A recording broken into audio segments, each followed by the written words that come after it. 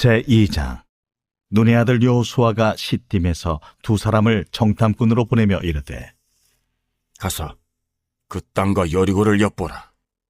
그들이 가서 라합이라 하는 기생의 집에 들어가 거기서 유숙하더니 어떤 사람이 여리고 왕에게 말하여 이르되, 보소서, 이 밤에 이스라엘 자손 중에 몇 사람이 이 땅을 정탐하러 이리로 들어간다이다. 여리고 왕이 라합에게 사람을 보내어 이르되, 내게로 와서 내 집에 들어간 그 사람들을 끌어내라. 그들은 이 온 땅을 정탐하러 왔느니라. 그 여인이 그 두 사람을 이미 숨긴지라 이르되, 과연 그 사람들이 내게 왔었으나 그들이 어디에서 왔는지 나는 알지 못하였고, 그 사람들이 어두워 성문을 닫을 때쯤 되어 나갔으니 어디로 갔는지 내가 알지 못하나 급히 따라가라. 그리하면 그들을 따라잡으리라 하였으나 그가 이미 그들을 이끌고 지붕에 올라가서 그 지붕에 버려놓은 3대에 숨겼더라. 그 사람들은 요단 나루터까지 그들을 쫓아갔고 그들을 뒤쫓는 자들이 나가자 곧 성문을 닫았더라. 윤종신의 노래 오래전 그날에는 이런 가사가 나옵니다. 우리 슬픈 계산이 없었던 시절 난 만날 수 있을 테니. 이 노래 속의 연인은 대학 새내기 시절에 꿈같은 시간을 함께 보냈습니다. 하지만 남자가 군대에 간 동안 취업한 여자는 머릿속에서 얘가 졸업하고 취직을 해서 안정되려면 몇 년이 걸릴까라는 계산이 자리 잡은 거죠. 그때부터 사랑의 순수함은 점점 사라집니다. 그것을 말하는 가사인데요. 믿음도 이와 같습니다. 단순하고 순전할 때는 하나님의 말씀에 곧바로 반응을 하지만 머릿속에 계산이 많아지기 시작하는 순간에 순종을 주저하게 된다는 것이죠. 하나님은 우리가 상황과 처지를 따지기보다는 믿음으로 반응하기를 기다리고 계십니다. 우리가 순종할 때 하나님이 역사하시기 때문이죠. 1장에서 하나님의 말씀을 들은 여호수아는 주저하지 않았습니다. 사흘 안에 요단강을 건너겠다라고 선포한 그는 시딤에서 정탐꾼 두 사람을 난공불락의 요새 여리고로 보냅니다. 두 정탐꾼은 성 안으로 들어가 기생 라합의 집에 머물렀습니다. 그 집은 여행객들이 드나드는 평범한 숙소여서 은신처로 삼기에 좋은 곳이었죠. 그러나 정탐꾼이 그 집에 머문 것은 단순히 은신하기 위한 전략이 아니라 하나님의 인도하심이었습니다. 그런데 정탐꾼들의 정체가 발각되고 여리고 왕이 부하들을 라합의 집으로 보냅니다. 정탐꾼들은 목숨을 잃을 수 있는 절체절명의 위기에 빠지게 됩니다. 인간적인 시선으로는 이제 끝난 듯이 보이지만 하나님의 역사는 끝나지 않았습니다. 그때 라합은 놀라운 선택을 합니다. 두 사람을 지붕 위로 올려보내서 3대 아래 숨겨주었습니다. 그러고 나서 왕이 보낸 사람들에게 말합니다.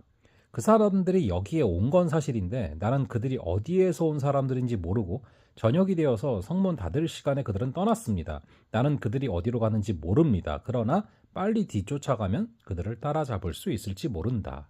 라는 게 4, 5절의 기록이죠. 이 말에 속은 수색대는 성문이 닫히기 전에 급히 요단 나루터까지 달려갔지만 아무것도 찾지를 못합니다. 이 라합의 행동은 극히 위험한 행동이었습니다. 발각되면 죽음을 면할 수 없었을 것입니다. 그러나 그녀는 하나님이 그 땅을 이스라엘에게 주셨다라는 것을 알았습니다. 그 말씀의 실현 여부를 계산하지 않고 믿음으로 하나님 편에 서기로 결단한 것이죠. 성경은 하나님이 보호하셨다고 직접 언급하진 않지만 독자들은 그 모든 상황이 하나님의 손안에 있었음을 압니다. 여호수아가 정탐꾼을 보낼 때 하나님은 이미 라합을 예비해 두신 것이죠. 정탐꾼의 안전, 라합의 기지, 성문이 닫힌 시점까지 이 모든 게 우연처럼 보이지만 하나님의 섭리 안에서 맞물려 돌아가고 있는 것을 봐야 되는 것입니다. 라합은 이방인이고 기생이었지만 그날만큼은 하나님의 편에 서기로 마음을 먹었습니다. 그 결단이 이스라엘의 역사에 길이 남았습니다.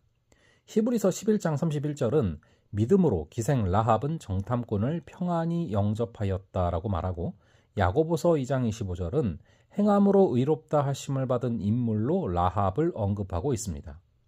이 라합은 자신의 목숨을 걸고 하나님의 백성의 편에 서기로 한 것이죠. 하나님은 우리가 누군가의 믿음을 지켜주는 자가 되기를 원하십니다. 믿음이 약한 지체와 함께 예배 자리에 서주는 것, 병상에 있는 성도를 찾아가 위로하고 기도하는 것, 혼자 사역하는 이의 곁에 서서 작은 힘이라도 보태주는 것, 이것이 바로 라합이 보여준 믿음의 행동을 우리 삶의 자리에서 실천하는 방법입니다. 머릿속으로 열심히 계산하며 내 유익을 따지기보다는 말씀 앞에서 순전하게 믿음으로 반응을 할 때 우리는 우리도 모르는 사이에 하나님의 역사에 동참하게 되는 것이죠. 하나님은 지금도 앞서가시며 사람을 세우시고 길을 예비하십니다. 우리가 할 일은 계산을 하지 말고 믿음으로 반응하는 것, 주저하지 말고 순종하는 것입니다. 우리가 순종하면 하나님은 역사하십니다. 그 놀라운 하나님의 시나리오에 우리 모두가 주인공으로 참여하는 하루 되시기를 간절히 바랍니다. 잠시 기도하겠습니다.